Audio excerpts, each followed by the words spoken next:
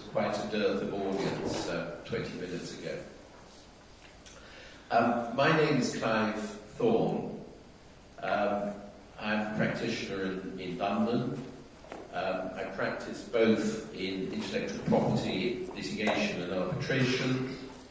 I'm a fellow of the United Kingdom Chartered Institute of Arbitrators, and I'm also a liveryman of the Worshipful Company of Arbitrators in London. I've practiced in the United Kingdom, Hong Kong and Australia, and I'm particularly interested in the field of arbitration and mediation, which are in many ways ancillary to litigation. They all are methods of resolving disputes, and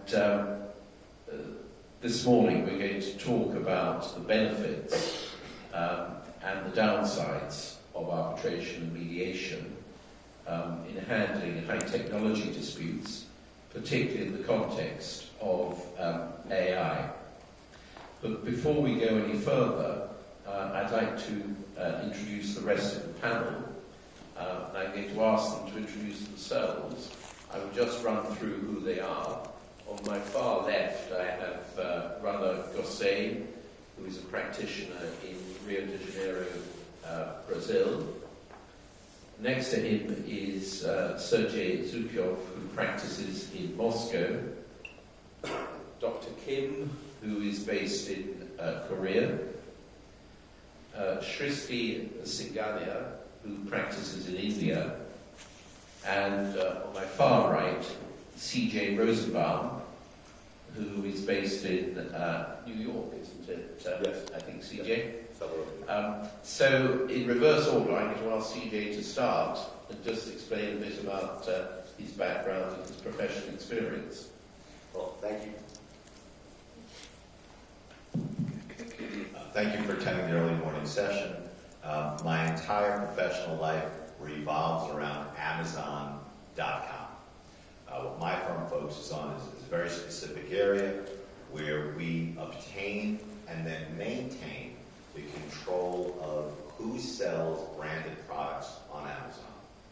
Often is the case that if you're selling a Shure microphone and you are Shure, there could be anywhere from 10 to 20 to 30 other sellers selling the branded microphone. And when Shure hires us, we're able to make sure that all of the sales go to Shure microphone rather than to the unauthorized sellers. Rana.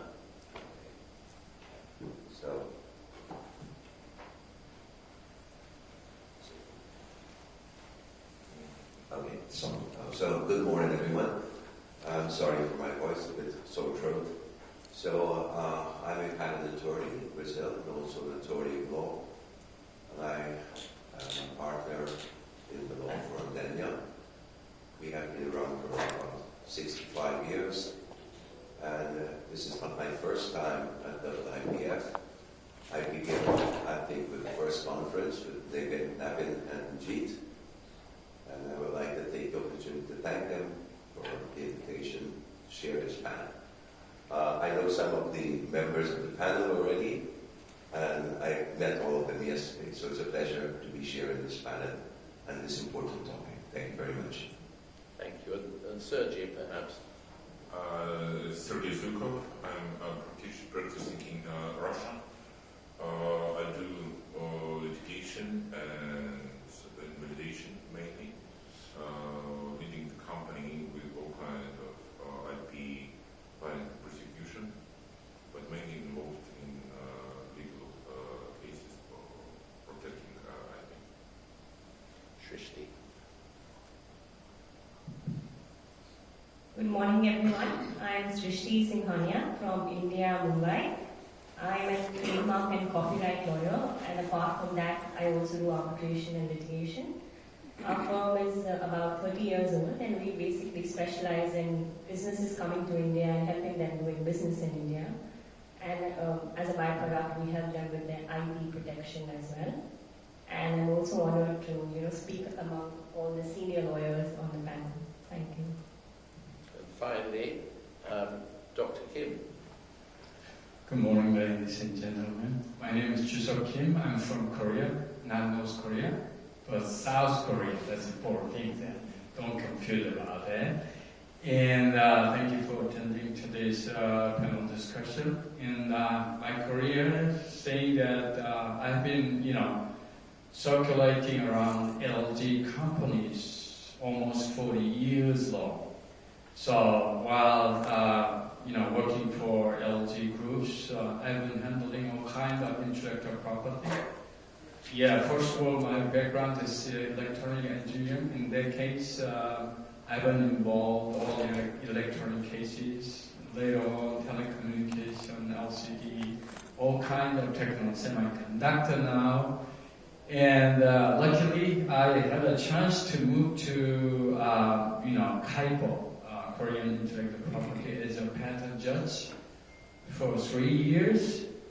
And then I returned to industry. Well, while doing that, I was involved in several hundred of litigations. So I was involved in so many mediations and arbitration. That's why I attended to this panel discussion. Thank you. Thank you very much. The whole subject of arbitration and mediation is of its nature a very broad subject. And there's no immediate answer, no exact answer to any of the issues that we're going to be talking about. And that's part of the reason why we envisage that there should be an interactive session. So obviously the panel are going to be talking based upon their own experience, but please, we invite you to contribute if during the course of the session you want to raise something or ask a question. Don't hesitate to do so, because that boosts the discussion. And I'd rather do that than sort of have a quarter of an hour at the end of the session when everybody raises questions. So it's much better that questions and points are raised, particularly contributions relating to people's experiences on the subject during the course of the session. Now, can you hear me? I don't like these things. I'd rather speak without them. There is a tendency to combine mediation and arbitration as sister subjects. And of course, they are both alternative means of dispute resolution. But they are, of course, very different subjects. Mediation is a subject and a method of resolving disputes, which is, of course, like arbitration, dependent upon the consent and agreement of the parties. But it's not determinative. Mediation is, of course, when the parties get together. They may be persuaded to get together. There may be a suggestion that they get together to talk. Generally, there will be a third-party independent mediator presiding over the mediation. And in my experience, experienced mediators, are very good, as we say, knocking heads together and helping the parties see common sense and save the costs of the dispute, whether that is a litigation dispute or whether that is an arbitration. Arbitration, on the other hand, is a very structured method of dispute resolution. And there are rules of arbitration, different sorts of rules which are applicable, and the parties, by agreeing to arbitration, whether as a result of, for example, a contract which contains an arbitration clause, or an agreement during the course of litigation, much better that we deal with this privately between ourselves and that we appoint an arbitrator who will formally decide and determine the issues between us. And as a result of that, certainly in the United Kingdom, and I think certain other countries as well, various slang phrases have grown up as to the combination, because you can have a combination of litigation, mediation and arbitration. Litigation may be subject to mediation, And one of the results of the mediation is that the parties agree that the issue should be determined by arbitration. So very often there is a combination of all of these. And as I say, there is a slang that has grown up in the industry, lit up, combination litigation and arbitration. Lit med, combination litigation and mediation. Lit med up, combination litigation leading to mediation leading to arbitration. Arb med, the arbitration is settled by mediation. Med up, there's a mediation which leads to arbitration. What is, of course, conceivably possible, although I think it rarely takes place, is if you have a mediation of a dispute and then the parties agree that there should then be a further litigation. It's conceivable, but generally that doesn't happen. So I'll be very interested to hear the panel's experience on that. In terms of arbitration, we talked yesterday about a series of issues which I think are of probably most interest to those who are interested in the subject. One, the fact that arbitration is, I think, particularly valuable in the case of technical disputes, and artificial intelligence is highly technical. There is a stumbling block with most intellectual property disputes unless there is a contract, for example, a license agreement, which contains an arbitration clause. But of course, almost all intellectual property disputes are tortious, and therefore there is no agreement. And therefore the parties have to reach agreement to arbitrate. Issue of governing law. In most jurisdictions, there's a recognition of two governing laws. The actual law of the dispute. For example, you have intellectual property rights which exist under, for example, Dubai law, and you may have an arbitration agreement which is governed by English law. So there are two sets of legal jurisdictions relevant. One of the great advantages of arbitration is confidentiality as opposed to litigation. Most litigation disputes are heard in open court and members of the public can attend. And of course a lot of the issues in intellectual property disputes are, by the nature of things, confidential. You don't want to wash your trade secrets in public. Procedures vary. You can have very, very simple arbitrations. You can have very complicated arbitrations. Choice of panel is important. Should there be an independent appointment of a panel? For example, organisations, I mentioned the Chartered Institute of Arbitrators in the UK, although they exist worldwide, is a very good Dubai arbitration organisation, United States, the American Arbitration Association, all of them throughout the world have the ability to appoint a panel of arbitrators, an independent panel of arbitrators, and there are various ways of doing that. We'll perhaps look at that later. There's great flexibility in terms of procedure, and finally enforcement. The New York Convention, which is generally applicable worldwide, does provide means of simple enforcement of an arbitration award under the laws of a particular and relevant jurisdiction. So those, I think, it's a very brief summary, are some of the core issues which we are concerned with in arbitration. Just dealing with mediation, mediation has to be the subject of consent, although there has been a tendency in some jurisdictions, England is one of those, where judges sometimes very pompously saying this is a case which should be settled. And in some cases they have power to order, not every case. I order there should be a mediation, which I think is probably the wrong way of proceeding. In my experience, mediation should take place when the parties are ready for it. In every dispute, there is a time and a place for mediation. Now, that may be at the beginning of the dispute. Some agreements, contractual agreements, provide as a first step for resolving dispute that there should be mediation. Choice of mediator, the mediator, of course, has to be very independent.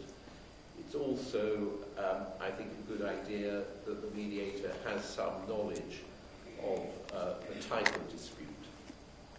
A number of them are very specialist, so that I know, for example, shipping mediators, but there's probably no point in having a shipping mediator on an intellectual property dispute.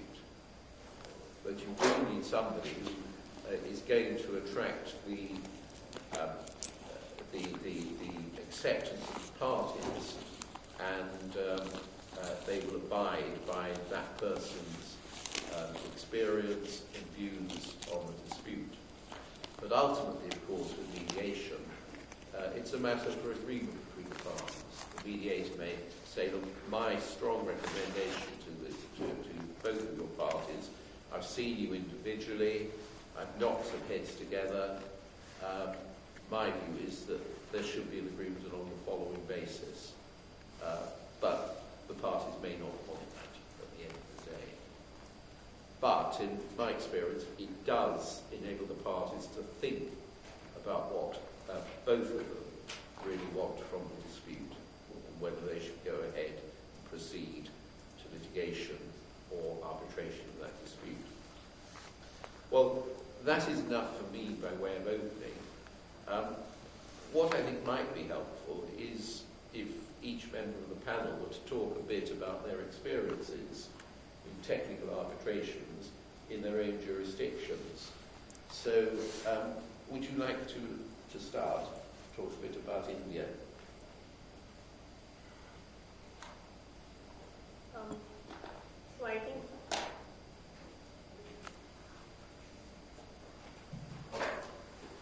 So I think I will start with, I think we have two methods of dispute resolution that we are talking today. First is mediation, and then there is arbitration. And I will share about how mediation and arbitration are being used in IP disputes in India. So with respect to mediation in India, we have commercial courts that take care of IP disputes. And many times, as Clive said, that mediation should be a voluntary process, and the parties should decide on their own if they want to settle the dispute. But in India, the practice is usually that the parties are sometimes not ready to settle or mediate. So the court usually directs the parties to mediate and encourages them to try to settle the dispute, and even though the litigation proceedings can go on simultaneously. And we have special rules of the high courts in India, especially the Delhi High Court, which says that the court can direct the parties to go to mediation, and the mediator has to be someone who is specialized in the IP laws. So there have been multiple cases in India where the courts have directed parties to mediate, and especially in, say, a trademark infringement case, the parties have decided to settle, and the defendant has perhaps decided to change the marks or the brand names or the designs and not infringe or cease to sell the infringing products. So we see that mediation is being used in India for IP disputes. But recently India also has come up with a mediation act. Earlier we did not have a specialized act for mediation. But we've come up with an act in 2023. And it also talks about appointing a mediator who's qualified in the subject matter, who is trained, who is registered by the Mediation Council in India. Of course, it's a very nascent stage. The law has come about, but we are yet to see its implementation. But one interesting aspect in the law is that the disputes that will affect third parties cannot be mediated. And I think that will be an interesting issue in IP disputes, because there can be issues about, say, the validity of the IP, or certain issues that may affect the rights of the third party. And we have to see whether those issues will then go about to mediation, or will the court will direct them for mediation, or the courts will say that, we will decide these issues because they can affect third parties. Apart from that, India has also is a signatory to the Singapore Mediation Convention, which basically says that any international mediation agreements can be enforced in the country. It is yet to be ratified, it is yet to have a law, but that is a good step that India is moving towards the step of recognizing and enforcing any settlement agreement that happens internationally. Because I think especially with tech disputes and AI disputes, we will see a lot of cross-border issues coming about. Like recently there was a case in the Delhi High Court where a news channel has sued OpenAI. And OpenAI's argument is that, I'm based in the US, I have my servers in the US, how can you sue me in India? So I think those kind of disputes may be settled abroad and, they may have to be then enforced in India or other parts of the world. So that's about mediation in India. When we come to arbitration, I think before we go in the procedure of arbitration, a fundamental question in India is whether the IP disputes are arbitrable. And in India, we follow a rights-based approach. So issues that are rights in rem, or rights that are against the world, the courts say that no, you have to come to the court and the judges will decide because it can affect third parties, the decisions of those cases. Whereas if there are rights in personam, as Clive said, if there are contractual issues or issues regarding licensing, then those may be decided by the arbitrator as that those decisions may just impact the parties and nobody else. But an interesting question that we all can think about is that a lot of technical issues need a lot of technical expertise. Even we as lawyers or judges do not really understand the dispute in whether there is an infringement or not, and we may need technical experts. And therefore, maybe the people who are in the technology field may want a specialized arbitrator to decide their issues. And so we have to think that whether these technology issues should be decided by arbitrators or should be decided by specialized judges. Because issues relating to AI, for example, issues regarding deepfakes, or issues regarding whether when you're training the AI, are you infringing copyrighted data, those kind of decisions will impact third parties. So we have to think whether we want those issues to be decided by a private arbitrator, whether decisions will be confidential, or whether we want them to be decided by the court so that they can create the legal principles, especially in common law countries. A third aspect about arbitration is about enforcement of the awards, because there may be an arbitration award maybe in the US where IP disputes are arbitrable.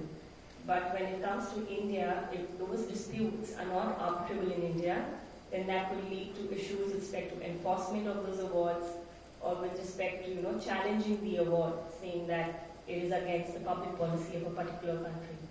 So I think we also need laws or rules where we have uniform rules across different countries to say that arbitrability, to talk about whether IP issues are arbitrable or not, because different countries have different laws regarding this issue, and that has to be unified to be able to use arbitration as a method for resolving IP disputes.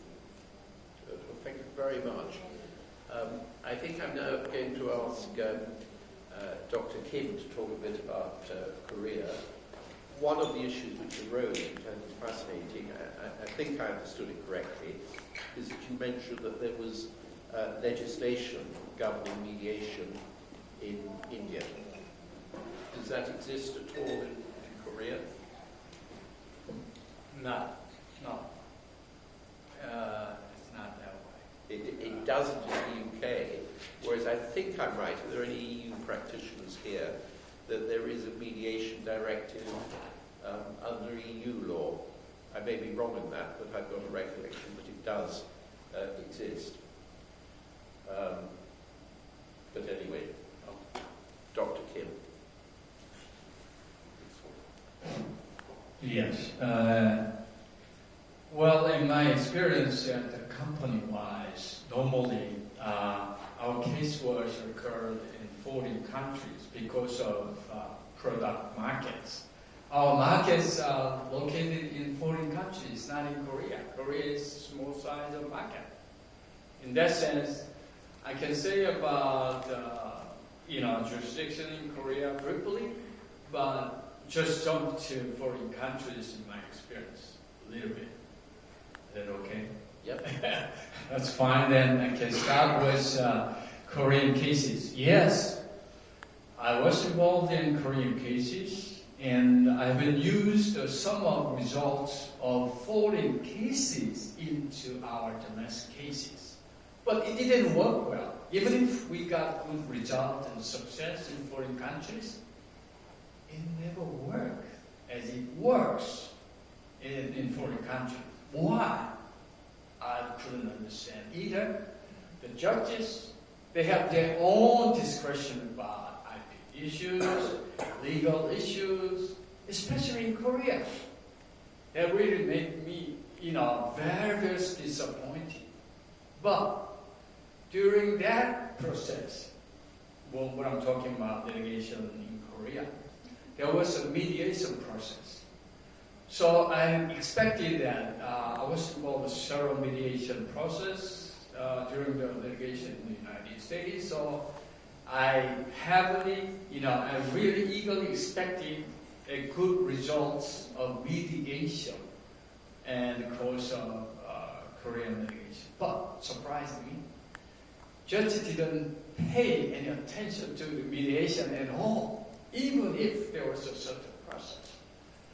And both parties, argument was so strong, a big gap was raised, so that judge said that, well, this kind of big gap wise, no further discussion about mediation at all. So later on, somehow, the case is settled between two parties. That's what happened. And now I'm talking about arbitration. Arbitration is not so popular in Korea. Why? The problem of litigation cost. Litigation cost is not so expensive when comparing to arbitration, largely.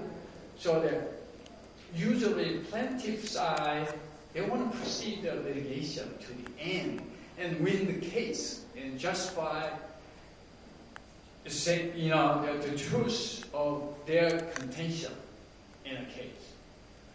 And also, nowadays, the damage award has been changed into enhanced damages. The damages from the court, from the law, has been raised, increased. In the past, damage was ordinary and reasonable,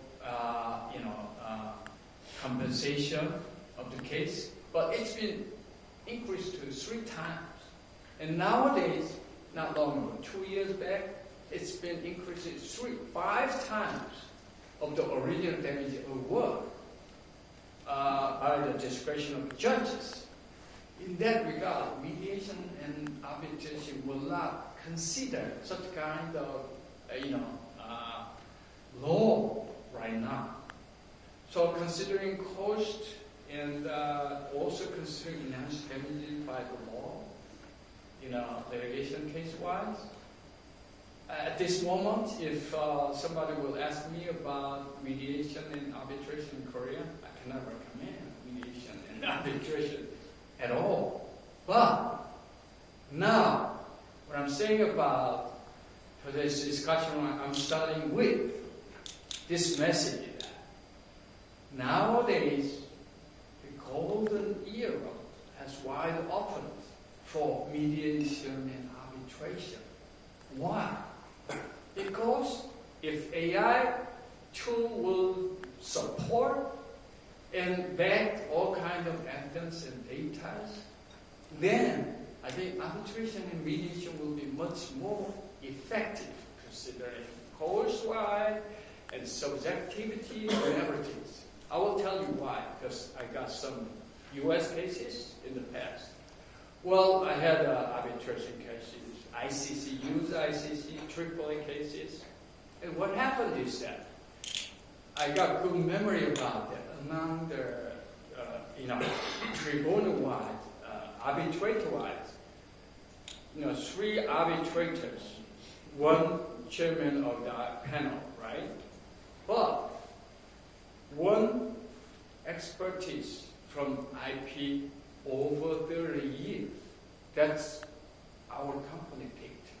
The other side picked general, lawyer's background. And chairman is general lawyer's background. They don't know about, IP issues so seriously. But the picked expertise, what we chosen, he investigated very thoroughly about the cases, got the conclusion in favor of us, which is so surprising, never ever expected. Why? The case never been cited before, but he raised these issues saying that this is a simple case of, statute of limitation in IP cases. So he proved it, and we won the case.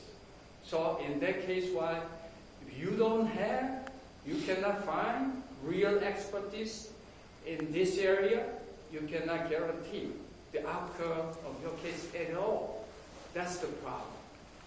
Considering that, you think about AI tools. Now, the modern, society will, set up a certain program based on AI tool. Then it will support all kind of very subjective data, case law, and all kind of similar issues will be raised and analyzed very fairly, because AI tool does not have any kind of emotional feeling at all. But the problem will become such as ethical issues and those kind of transparency of data. Those kind of will be challenged later. But considering all of that, I would say that this is a good time that we can discuss more about AI issues together with arbitration and mediation. Thank you. Thank you very much. Well, I'm going to ask Sergey to talk in a moment, but if I may be permitted just to say, I'm conscious that Russia has a long tradition of arbitration. When I read law at university, there were quite a number of cases in the 1920s dealing with the enforcements of arbitrations arising in relation to the ownership of property as a result of the 1917 Russian Revolution, which were decided under English law, English commercial law. And obviously more recently, there's a lot of arbitration involving mineral rights and oil and energy rights involving Russia. I was a partner in an international law firm, and I well remember that one of the partners spent his whole existence dealing with energy-related arbitration relating to energy coming from Russia, and any disputes that might arise on that. So, as I say, I think Russia has an important tradition of arbitration. Perhaps Sergey would like to talk more about that. Well, Clive, thank you for this comment, but honestly, it's a little bit surprising. Not little bit, but it's a very big surprise for me to hear this. First of all, I certainly cannot remember, don't know the cases which were 100 years ago, the 1970s, said that revolution, but it's our history. I don't think we even studied this in universities when we studied law, but first of all, I think there is some kind of mix-up with understanding what is arbitration in Russia. Because state courts which proceed litigation or any kind of disputes called arbitration courts. And maybe that's why when we met yesterday, I asked what is the difference between arbitration and litigation. Because for me, all kinds of litigation are done by arbitration civil court handled matters, legal matters raised by person, not the companies involved, but arbitration courts dealing with all kinds of commercial dispute. And in this point, mainly all cases handled by companies are handled by arbitration courts. But in the understanding which is more common for European or American or other jurisdictions, arbitration or mediation is not very common or popular in Russia, like in many other jurisdictions. In my 30 years experience, I have just one client who used mediation. First of all the judges who handle any kind of dispute, they must offer to go to mediation. But in very, very, very, very few cases, people use it.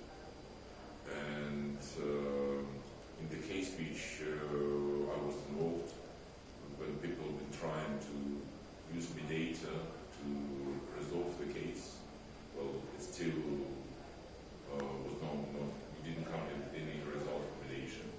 We keep going with litigation until we have judgment. Arbitration in Russia, as we already said, it may be used only when parties agree to that. When you sign agreement to use rights or to have some agreements on the IP rights, you may come to the conclusion to add clause in the agreement that to handle dispute, we can go to arbitration. But it may be the solution. But in most of the cases, people use state courts. In very few cases, I know that people want to use arbitration. I mean, it's not so popular. But in those cases when people wanted to use arbitration court to resolve the dispute, which may arise,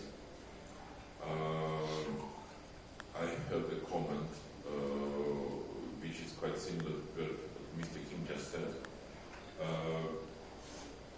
Parties didn't want to have judgment of professional IP specialists because they think that they have some kind of agreements which should be governed by the common rules of doing business, not by law.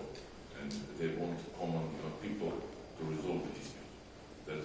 That's why they, from time to time, want to use arbitration clause to agree on the some special jurisdiction, special court, arbitration court to handle it. So, generally speaking, mediation and arbitration is not very popular in Russia, and maybe big companies. I know that very big companies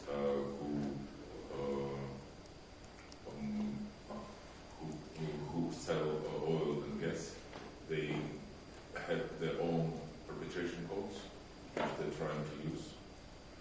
But honestly, I'm not in this industry.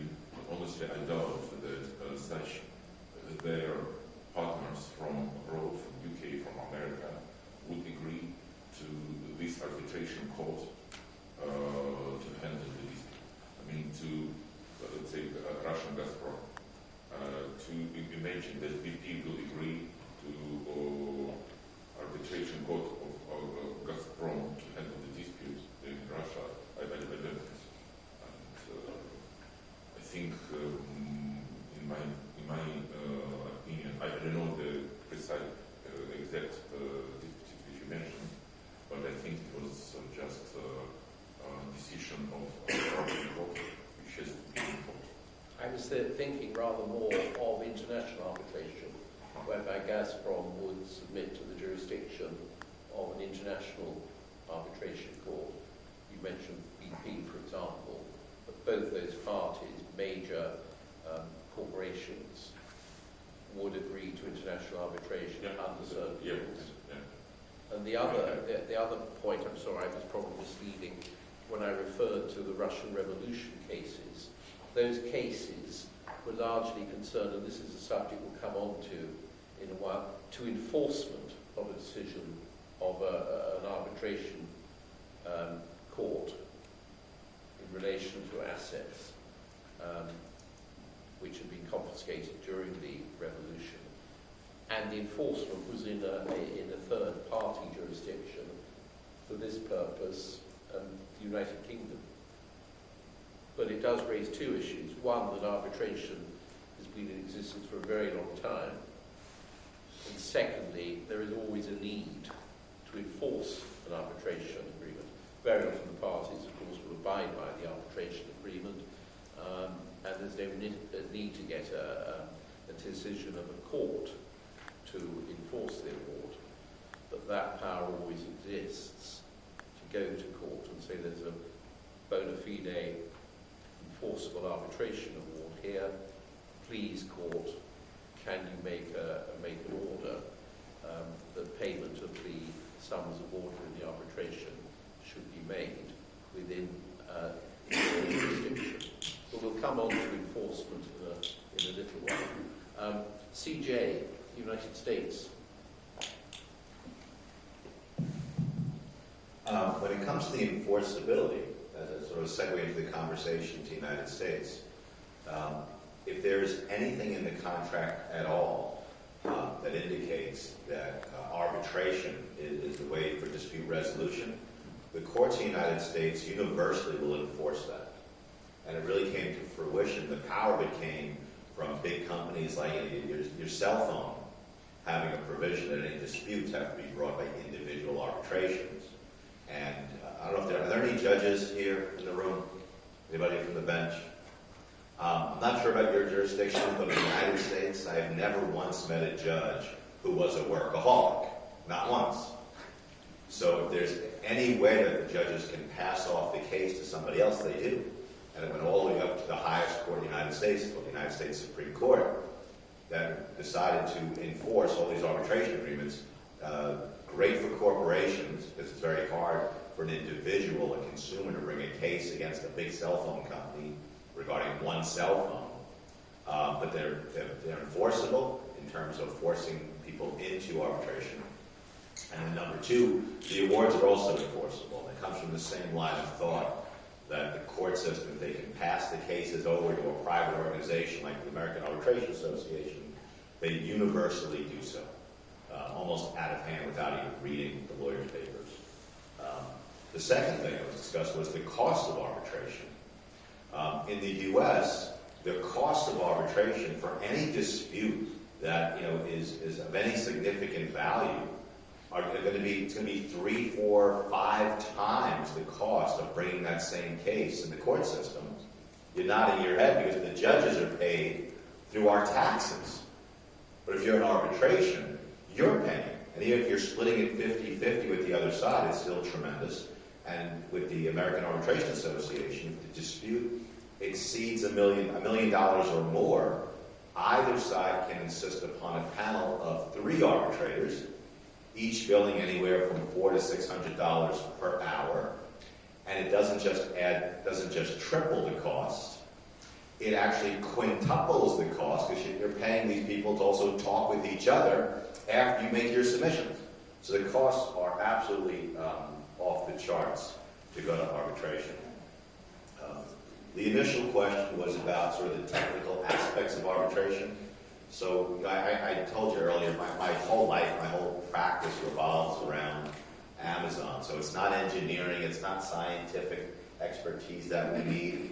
But when we're taking Amazon to arbitration under the contract that Amazon imposes on every single brand and every single individual seller, that you can only go to arbitration to resolve disputes. We are looking for judges who might be familiar with online retail.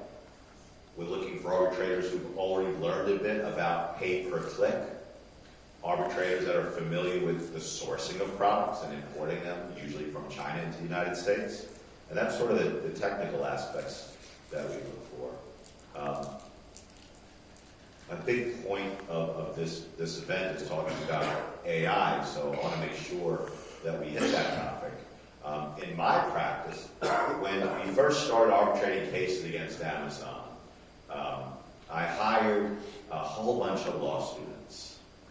And I had those law students go through every single case where Amazon was either a plaintiff or a defendant, and we created a book called the Amazon Law Library.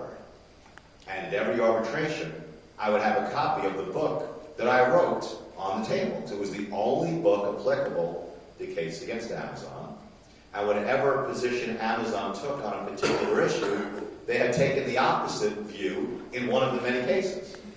So we'd sit there and finger through the book to try and find the case. And I specifically divided it issue by issue so we could find whatever opposite view. And during the arbitration, every single time, the partner for the firm for Amazon on the other side would indicate, or he'd make a choice to indicate, but Mr. Rosenbaum wrote that book. Of course it says what he wants it to say. But when he did so, he either enforced that my firm were the experts in Amazon, we wrote the book, right? Or he would be successful in arguing that it's very self-serving. It kind of went 50-50.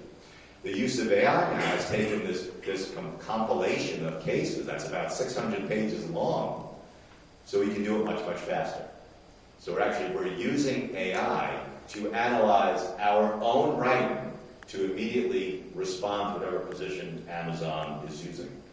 We're also using AI because Amazon doesn't, other than my book, okay, Amazon doesn't have one place where all the data is stored. It's stored within thousands of forums online about Amazon sellers, usually divided into whether you're like $1 million seller, a $100,000 seller, or a new seller. It's Amazon's own sponsored forums. And there's all these different places where information about how Amazon has reacted to different scenarios. And so we use AI specifically to search the forums in advance and to prepare, and then also live during the arbitration. And it's working out tremendously well, where, again, we can always find examples of Amazon's conduct to fulfill whatever argument we're making. And I'm not sure about how arbitration works in other venues around the world, but the rules of evidence in arbitration in the United States are practically non-existent.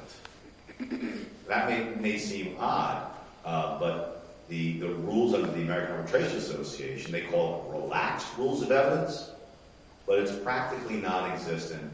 And I, of course, like any other litigator, I learned it the hard way when Amazon was initially getting in all these different spreadsheets that it created without any ability to cross-examine them or the people who created them. But then we followed suit very quickly, and now we're doing the same thing. So AI is tremendously useful at finding examples of things that can help your case in arbitration where the other side will not have the ability to actually cross-examine the people with first-hand knowledge. And AI has been absolutely a huge boon in helping us win these cases against Amazon by having to review the forums, Amazon's own data, our own book, and other things. So in terms of what we've already discussed, that's sort of the perspective that I have in terms of our incessant battles with Amazon. If anyone has any questions, I'm happy to answer. And Rana. Was there a question? Go ahead, please. Sorry, I couldn't see Yes. it. Good morning. I'm a U.S. practitioner. I deal with Amazon. We're on a small scale.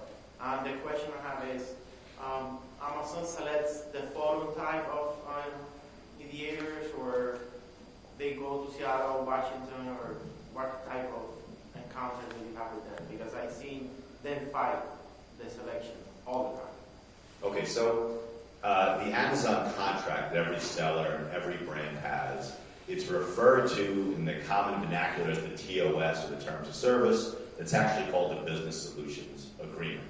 And that agreement is very particular. So if it is a brand or a third-party seller, like any business selling their products, venue is placed where the seller is located, or where Amazon is located in a city called Seattle, or where the parties agree.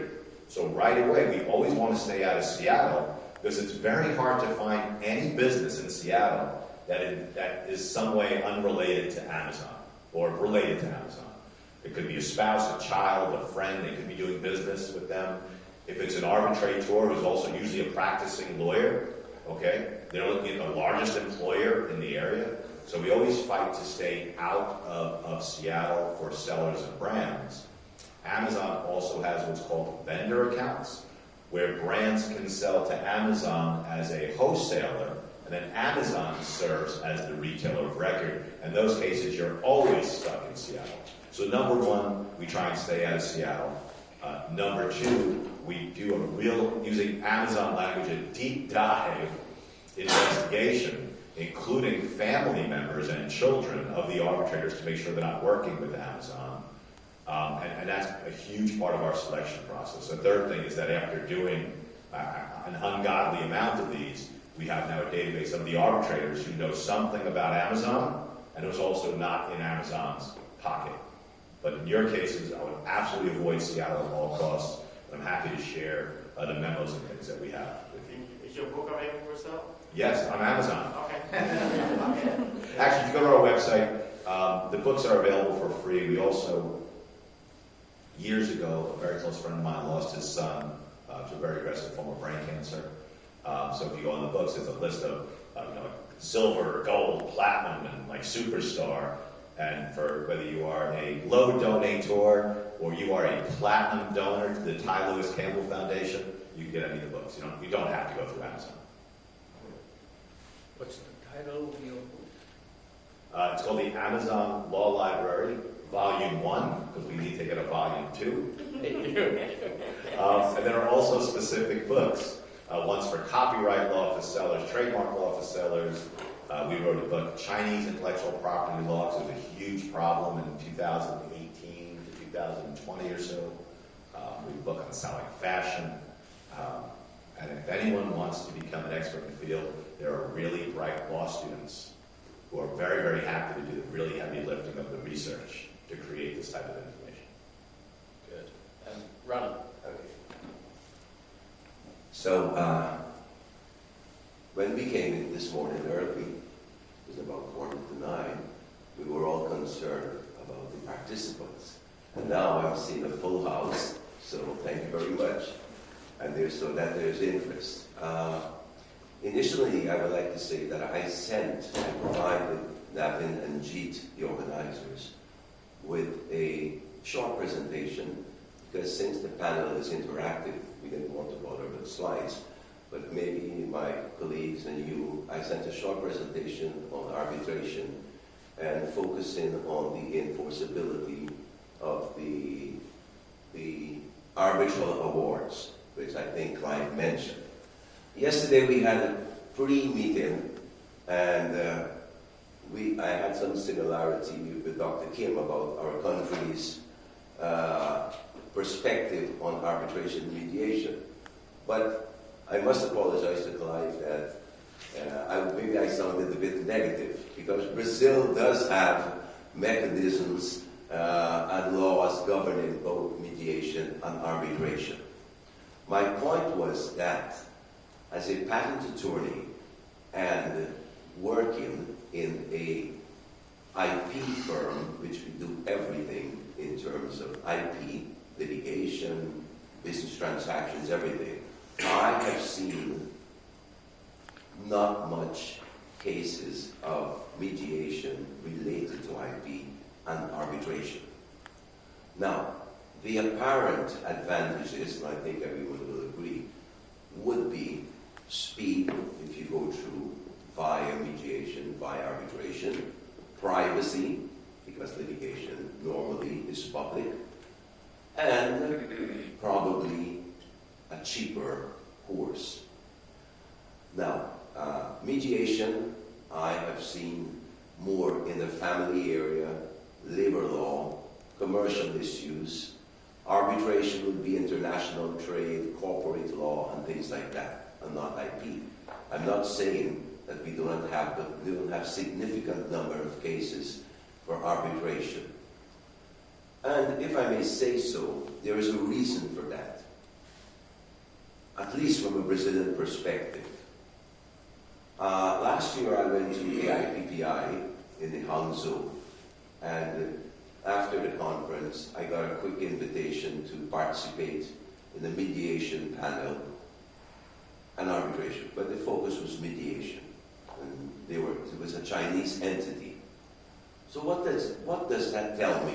That tells me that there is a push for mediation, there is a push for arbitration, because people do not want to litigate, apparently.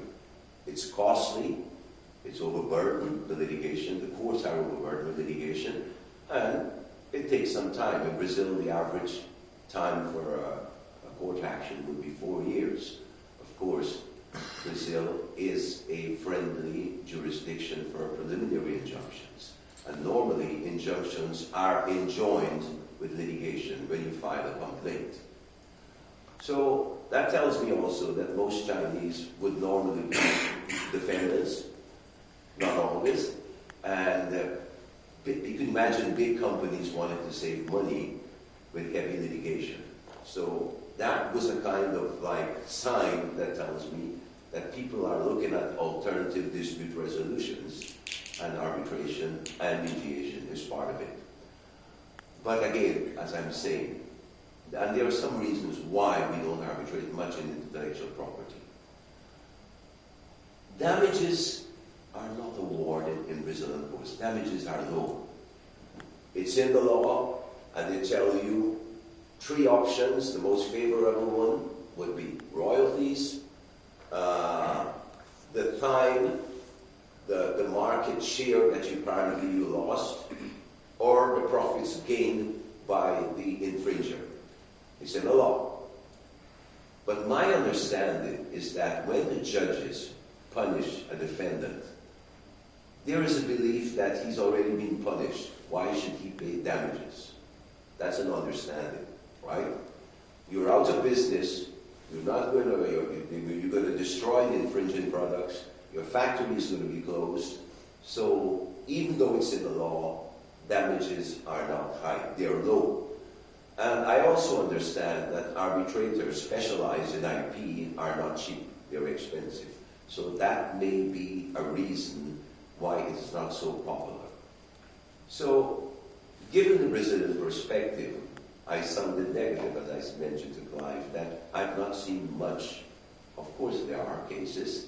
I didn't have time to dig up the statistics, but it seems that because of even clients tell us that. I went to Japan, they told me, oh, Brazil has become a friendly country for preliminary injunctions. You can get it within 2 weeks. You can get it within 1 month. That is true.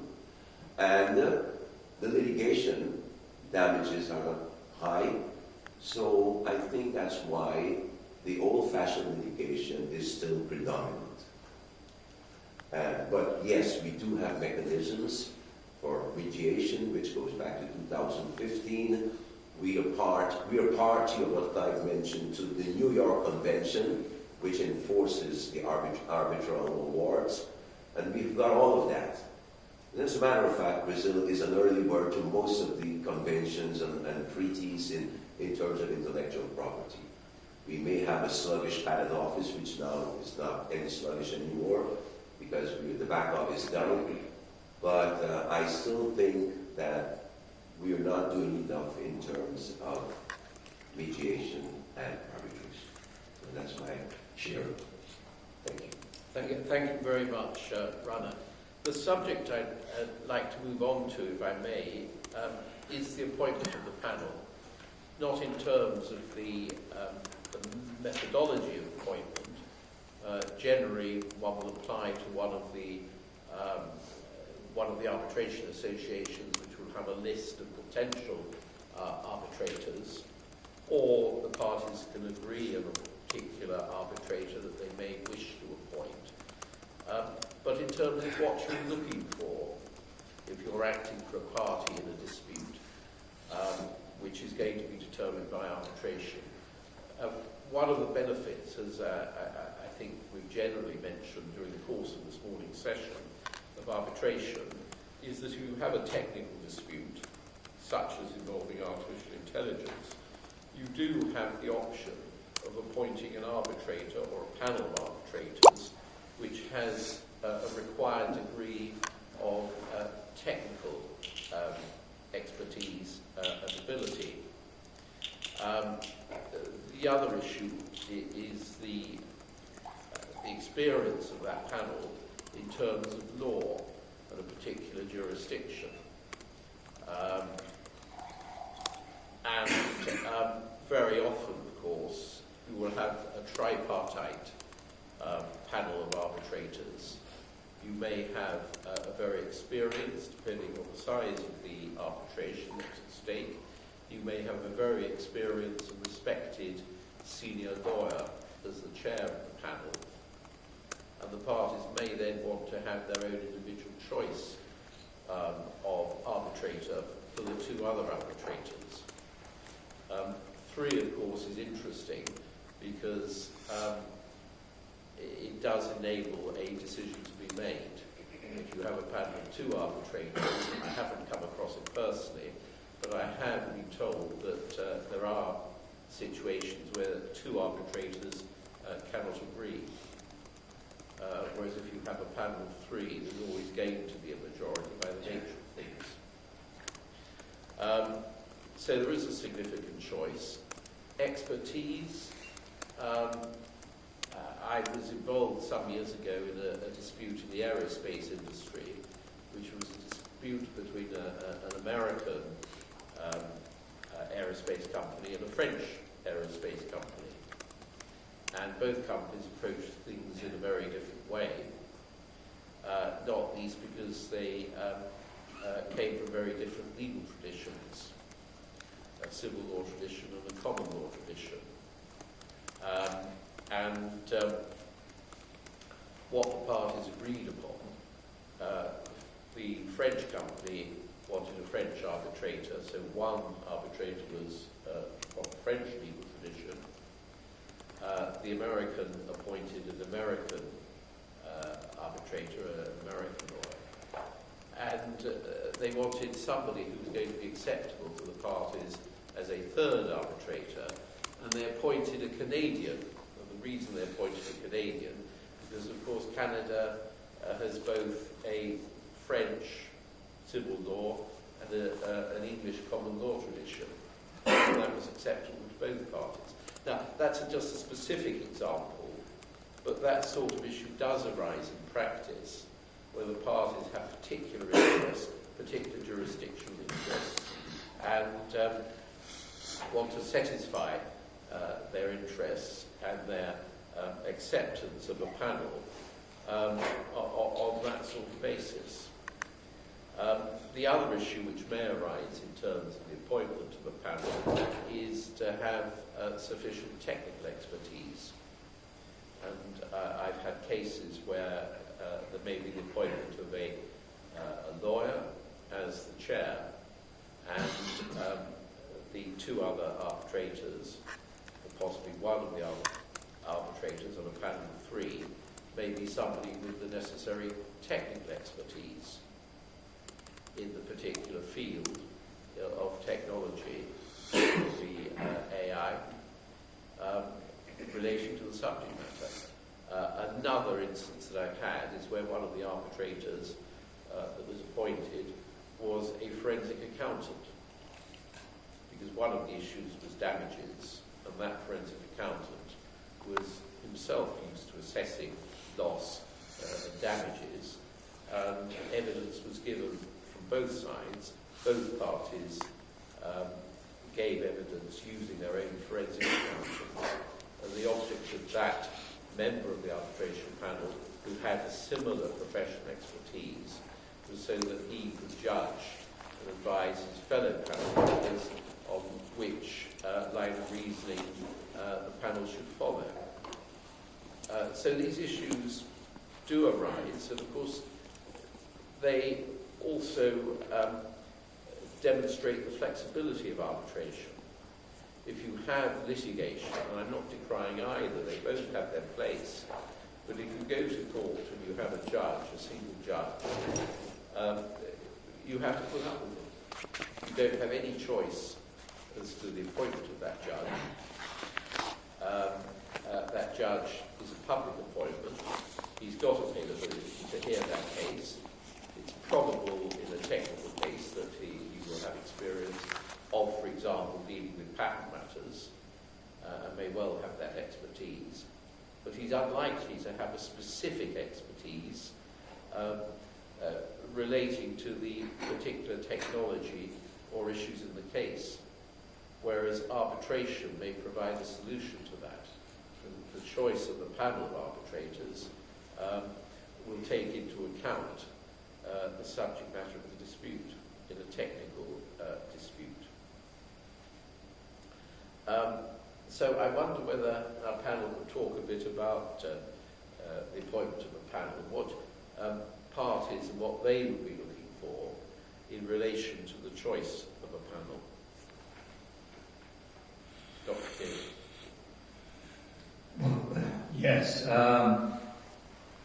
To begin with the panel, arbitrary selections, I got to correct my previous answers to your questions, whether there is legislation of arbitration and mediation in Korea. Yes, there is, but I interpret your question was that whether arbitration or mediation is mandatory in the process of litigation or not. That's not mandatory in Korea. That was my answers. Sorry about that confusion. Now, I talk about selection of arbitration. I had a case regarding contract issue-wise, and I was asked to choose an arbitrator because the case was between Korean companies versus Japanese companies. So what parties can select one arbitrator. So Japanese companies select retired Japanese judges as an arbitrator for them. But to me, I consider a lot of things. Then I had an interview with the candidate of arbitrator for us, two candidates. And, I talked with the candidate arbitrators, finding out that, one candidate arbitrator saying that he has a background in Australia. He knows laws about Australia, as well as U.S. laws very well. So, he is an Australian lawyer. But I didn't consider about any retired judges in Korea at all, because one thing, the contract, the governing law of the contract is Japanese law, right? But the arbitration will be led by the ICC law. That's why, International Chamber of Commerce, anyway. Considering that, I was thinking that, I might choose. Looks like very neutral person, but who knows the terms of the agreement, terms of conditions. Fair. That's why I chose the lawyers from Australia. And who was the chair of the panel?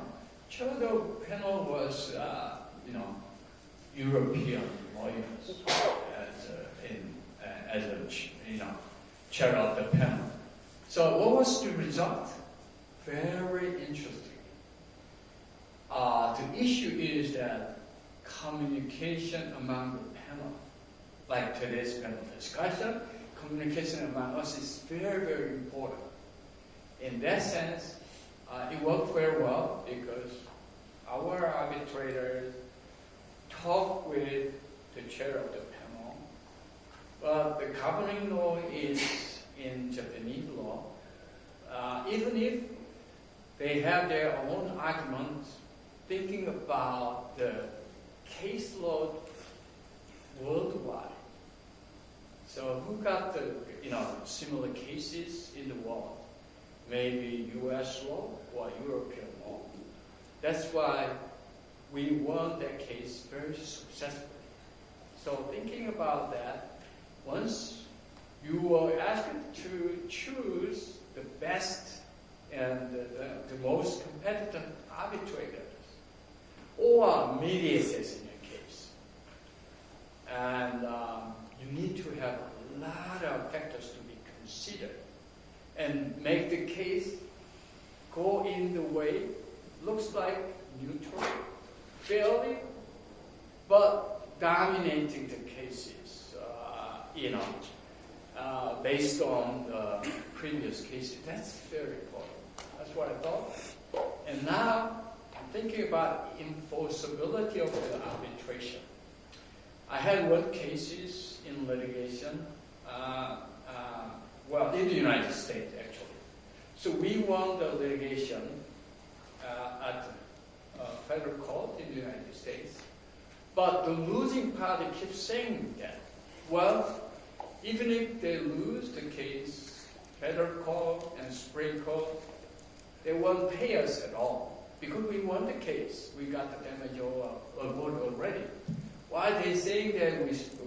Is that the answer is like this. Well, they don't have any property in the United States. So if we will, obtain and collect the damage award from that company in the United States, nothing. In that regard, if you want to, collect your money from that company, you got to come to that country, party's country, and bring another lawsuit again in that country. I was shocked to hear that. But the conclusion is like this.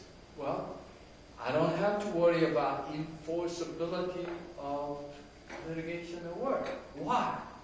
Because we got many choices regarding IP infringement, do not sell, or get the damage award, which means that as long as we obtain the exclusivity of market in the United States, that's the winning case at all, without having a damage, right?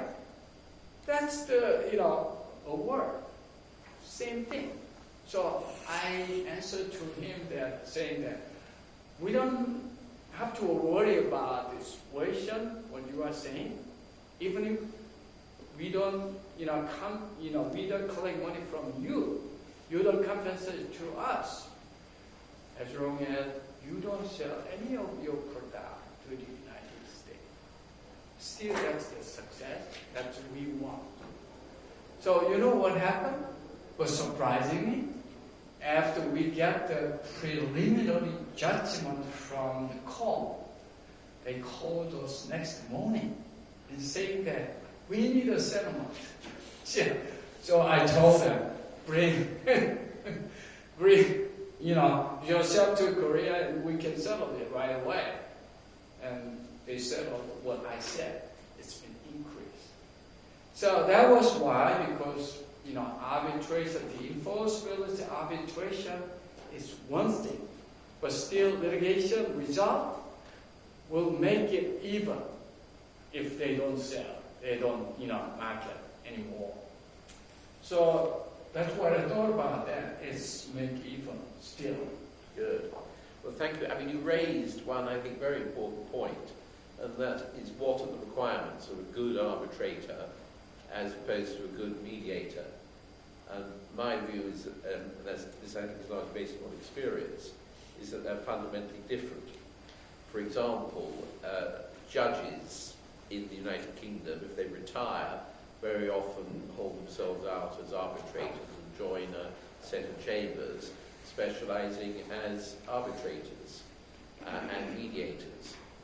But with respect to the judiciary, I've generally found that judges make not terribly good mediators. The skills involved are very, very different. If you have a lifetime, a professional lifetime as a judge, determining issues, you don't have the same flexibility, powers of persuasion, broad commercial thought that a good mediator would. I mean, that's a generalization, but I think that's quite an important point. Would you like to follow up on some of these issues? So a question for Dr. Kim. Excuse me, question for Dr. Kim. Yes, Dr. Kim. My name is Irina Kiriko of Accounting, Belgium. From what you have said to us in your introduction and further on explanation, then I conclude that in Korea, choice of the arbitrator would largely determine the decision of the case or success of the case, from your experience. Well, I don't say about the arbitration in Korea. I was not involved in arbitration. I'm talking about contract, the agreements between Korean companies and Israeli companies on a certain issue. Then I misunderstood. That's international cases. Okay, then in general, in your practice, choice of the arbitrator would very much determine the outcome of the case. Is that the success of the case? Is that your feeling? Well, yes. Our contract agreement is kind of international agreement, not a localized agreement at all. So considering that, the standard of arbitration must be internationally recognized and investigated. In that sense, I chose, other countries' lawyers as arbitrators instead of choosing our own local, expert. That was my expectation. Thank you. Srishti.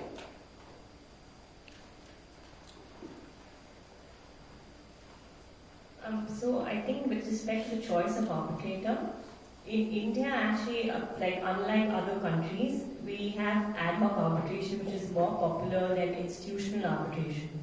So in ad hoc arbitration, usually the parties have to decide the arbitrator, and in most cases, there would be no decision on who should be the arbitrator. And then thereafter, they have to go to the courts, and the court will appoint an arbitrator. So usually, how Clive shared, that in England, a lot of judges after retirement, they become arbitrators. Similarly, in India, a lot of judges become arbitrators. And usually the courts end up appointing one of the retired judges as an arbitrator. And some judges may have IP expertise, but sometimes judges may not have that expertise. Also, because of the new technical issues that are coming up, they may not really have the the knowledge about the new technologies. However, in India, we can, of course, request the courts to, appoint somebody who has a technical expertise or an IP expertise to decide the case, and mostly the courts would adhere to your requests. I have seen mostly technical arbitrators or engineers who are appointed in construction disputes. I'm yet to see technical arbitrators in IP or technology disputes, but I'm sure that the judges are mindful of the fact that IP disputes are specialized disputes, and they would in the future start appointing such arbitrators. With respect to mediation, we do have a specific mediation rule, especially in the Delhi High Court, that the mediator should have expertise in IP, so that they are able to understand the dispute. So I think we're yet to see technical IP arbitrators in India. Apart from that, I think as all the other panelists share, that how mostly parties want to go to courts to get a preliminary injunction and get their relief quickly. In India as well, in commercial disputes, disputes where the parties need an injunction or immediate relief or an interim relief in IP disputes, they usually end up going to the IP courts, the commercial courts, and the commercial courts are quite prompt in giving those interim injunctions.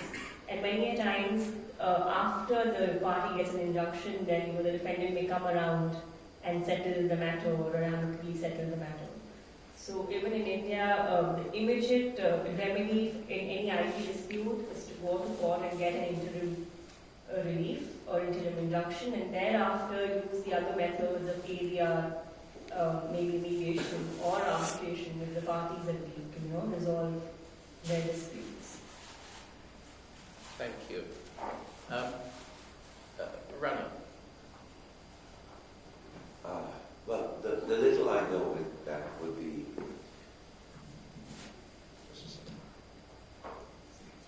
arbitrators would have the requirement to have IP knowledge. And because I know that because they're expensive.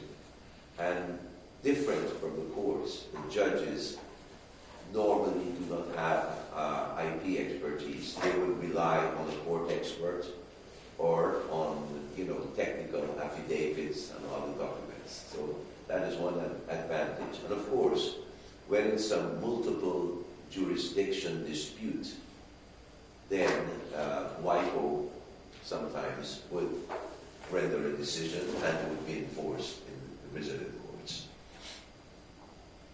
Thank you. CJ.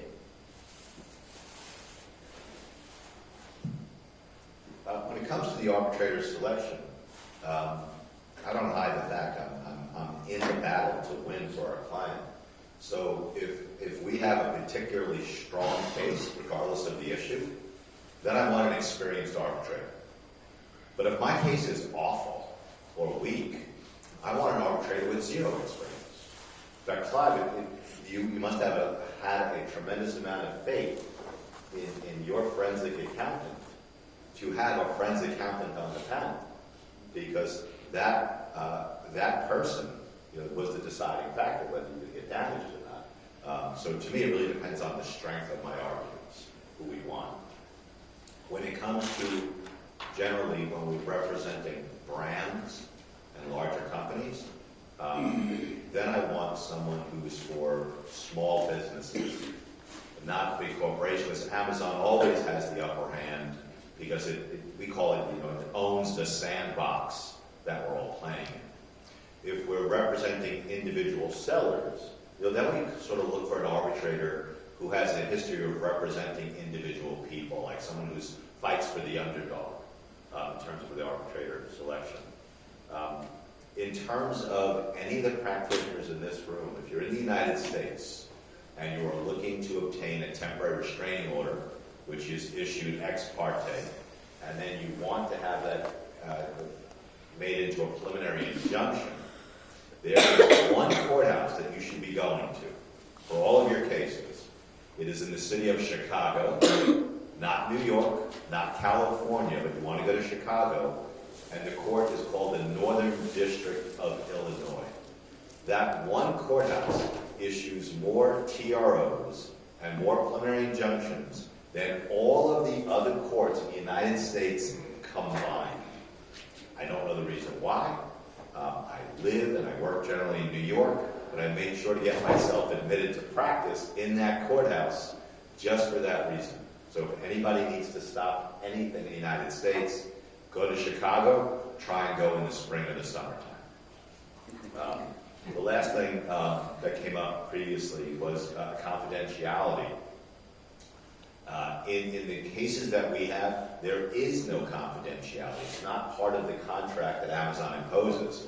I'm stunned they haven't added it to it, but it doesn't exist. And we use that to try and resolve cases. Because if there's a settlement, we will agree to confidentiality.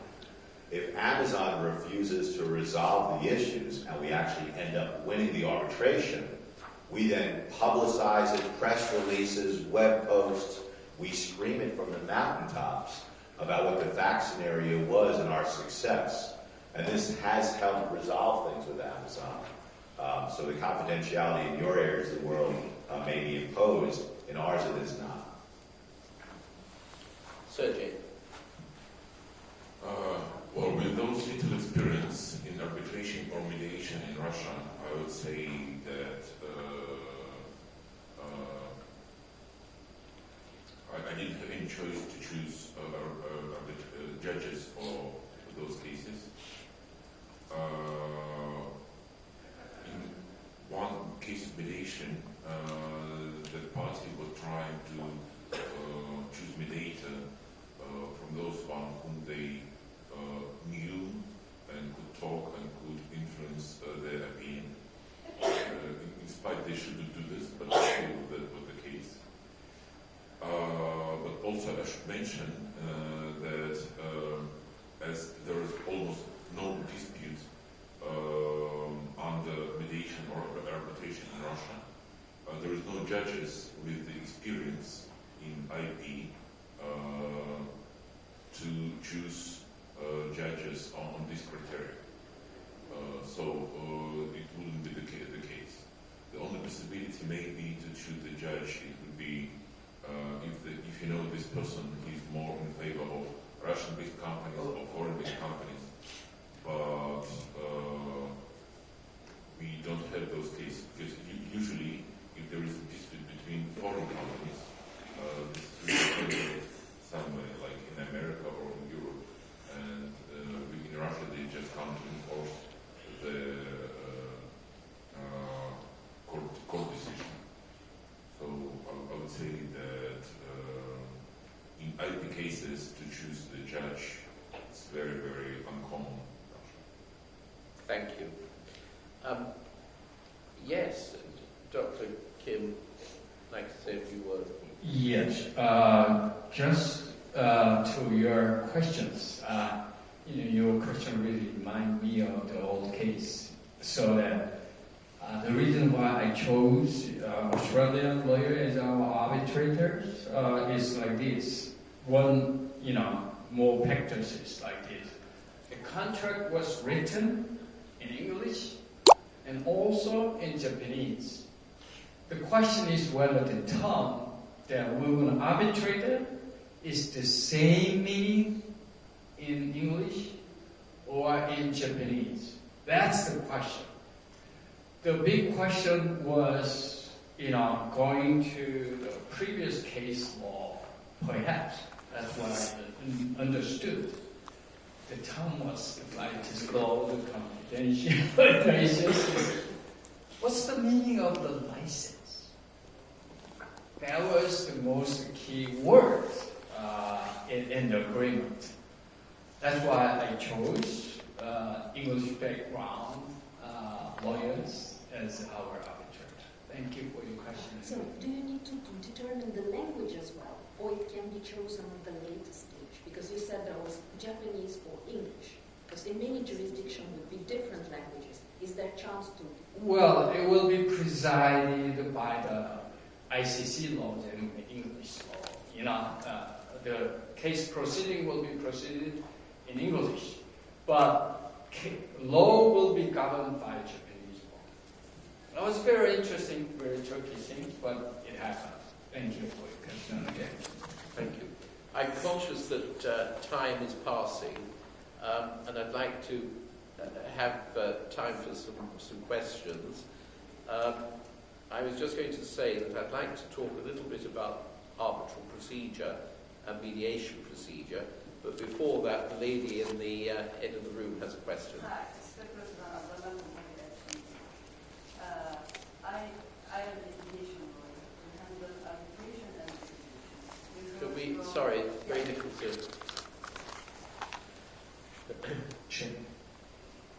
Hi, it's Dr. Shazan Abdullah from Moderation. I'm a litigation lawyer. I handle litigation and arbitration cases. I have heard the experience story in many countries, and I would like to present the practice here in UAE between litigation, mediation, and arbitration. Mediation is very new in UAE, and recently there is a new law that has been published. So still we didn't hear many. It's still people not very familiar. Opposing to mediation, there is a time before the law even was implemented or was published. Party used to try to settle matter amicably, which is different than mediation. Between litigation and arbitration, the arbitration in IP, it's not very, it's like the case in Brazil, not very, I didn't hear a lot about arbitration cases. It's more into litigation. I would explain why it's more litigation. Probably for arbitration, the cost is very high.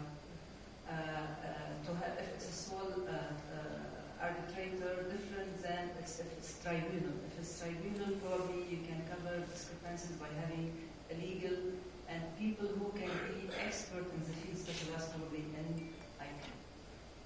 However, if it's sole arbitrator, to have an arbitrator, probably he has a legal background or not having the legal background, it's another issue that can end up by once we get an award, an arbitral award, it's not enforced immediately before the court.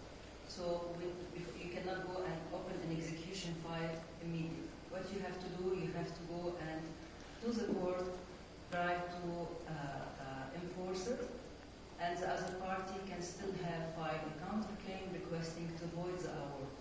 When it's not legal, when the arbitrator doesn't have the legal background, procedural, he may be committing some mistake.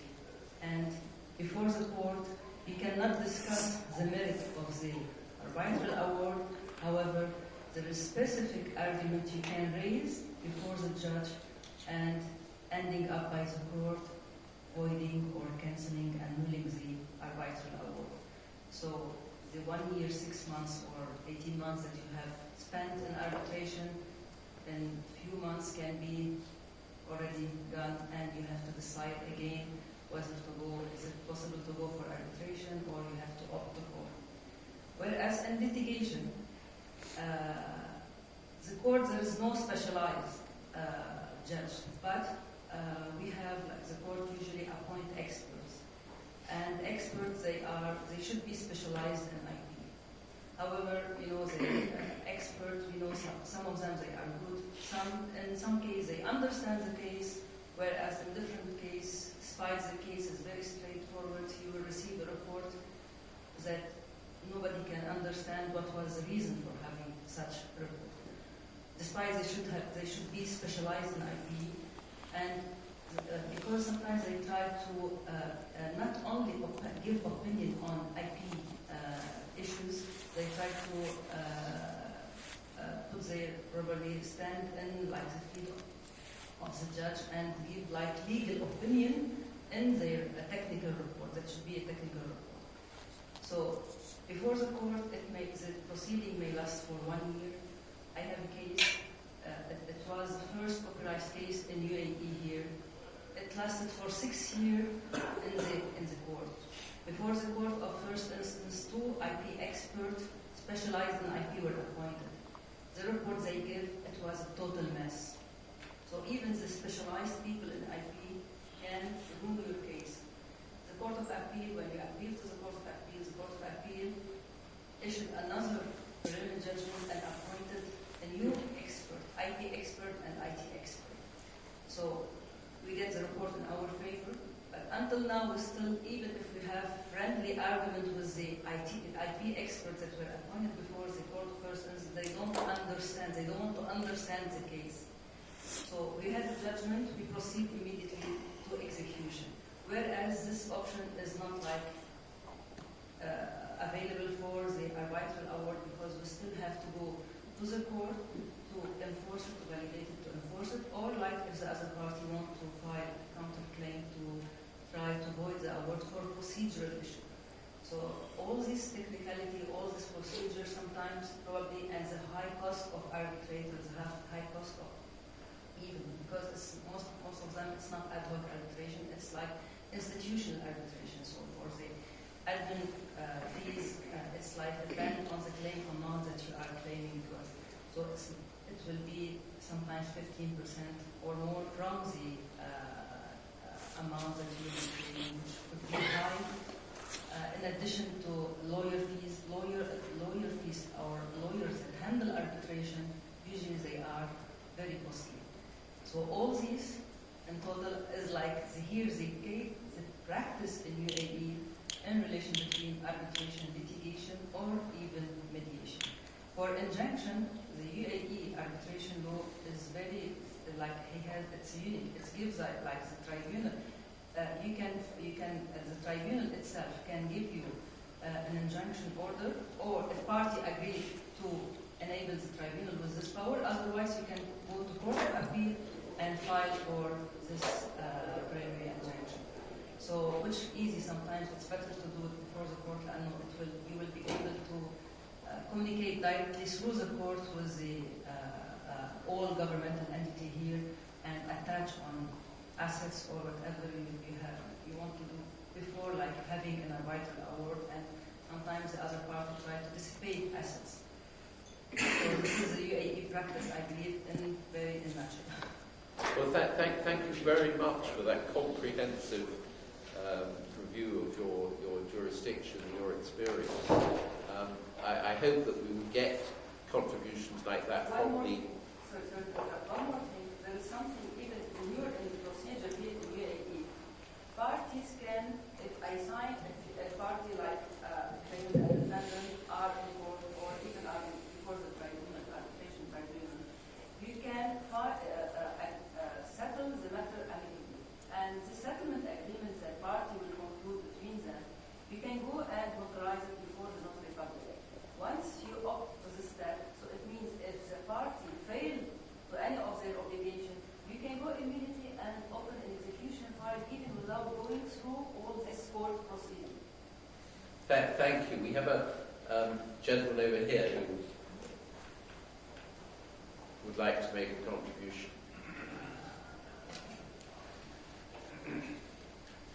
Yes, thank you, Dr. Nikos Hungary. I'm director of the Research Institute. And I started a little story, and it concerns arbitration. And I wonder if any of you got an answer. The little story starts with a French finance minister called Emmanuel Macron, who at his time sold Alstom Energy's part of turbine production to General Electric. General Electric reshaped the Arabelle turbines, put a lot of IP patented things in it, and now the French government is buying back from GE Alstom Energy with the Arabelle turbines because it has got a contract with Rosatom in Russia, who is under US sanctions and also EU sanctions. And the Americans are quite reluctant to give back the IP rights together, and it will go to arbitration. This is sure. What do you think that any arbitrator can make a decision in a US-Russian case on IP issues? Because I don't think that they are allowed to, or if they may, and the contracts prove to be valid and to be fulfilled, then is it fulfillable against US sanctions? Thank you. Well, we have the advantage this morning of having both a Russian lawyer and a United States lawyer on board. Please don't think I'm taking sides, but perhaps the Russian lawyer would like to talk first. Any decision, favorable or not favorable to Russian company, wouldn't be forced in Russia. And we anyhow do not accept any sanctions, European or American. We think that it doesn't exist. And any decision made with ruling with sanctions wouldn't be forced in Russia. That's the question. That's the answer,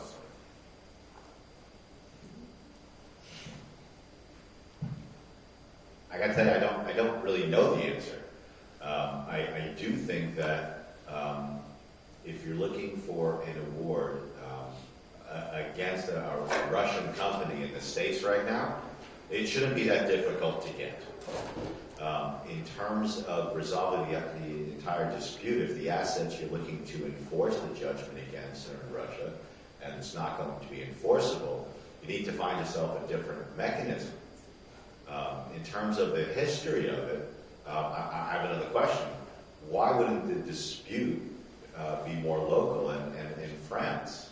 if that's sort of with the rights you're seeking to recoup. And it also seems more of a contractual dispute as to who owns what. So if Mr. Macron sold it to the U.S. company or someplace else, it seems like that organization now owns it. I'm not sure where you're going in sort of compelling a resale back. It seems more contractual. It seems like it'd be more based upon the law that's set forth in the agreement for what's going to happen, the dispute resolution, and where.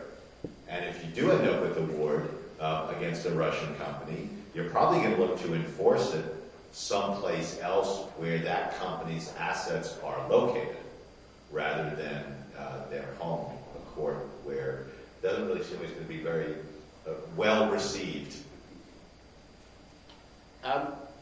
We've covered an enormous amount of ground this morning, and there's one final issue which I'd like to touch upon briefly. It's now 5 to 11, and that is the issue of procedure.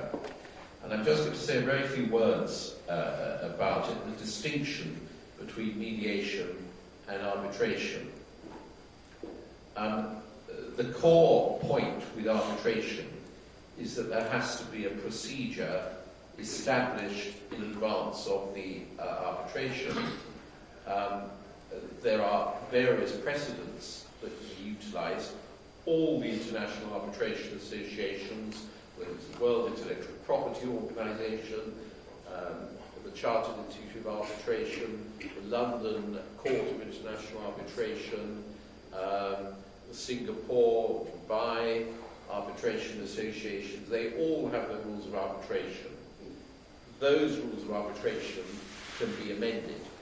So particular provisions can be deleted. For example, you might want to provision liberty, discovery or disclosure of documents and evidence in the arbitration. There's flexibility, and the great thing is that the parties in an arbitration can be entirely flexible. Alternatively, and this is all part of the flexibility, they can create their own rules of arbitration. And I've been engaged by clients to settle ad hoc rules of arbitration and procedures for a particular arbitration. I wanted to stress also the contrast between that and mediation. Generally, any rules of mediation are largely procedural. How do we proceed? And they are always going to be determined by the mediator. And generally, in any mediation, there's going to be flexibility. The mediator will set out how he/she intends to proceed in the mediation after a discussion with the clients, and will probably say, well, look, I generally do it this way. Can we do it this way? Much more flexibility, but control of the mediation has to, by the nature of things, remain vested in the mediation. Bearing in mind we've got a short period of time, does anybody else want to comment upon procedures? I could. So the procedures are generally set forth in the organization, but specifically with the American Arbitration Association, if the contract that is sending you into arbitration changes the rules, the AAA will enforce that. Amazon started imposing a decrease in the limit of amount of money sought for what's called the expedited arbitration, where it's much faster, it's much cheaper, and according to the American Arbitration Association, you can use that process up to $75,000. Amazon, in their contract, said you could only use expedited up to $50,000, and the AAA decided to enforce that. So the contract that sends you into arbitration can change the rules of the arbitration. Any further comment? Well, it is now nigh on 11 o'clock, and we therefore conclude the session. Before doing so, I want most importantly to thank you, the audience and participants, for taking the trouble to attend and for your various contributions. And secondly, to thank my fellow panel members for all the work they put into this and their contributions. Thank you.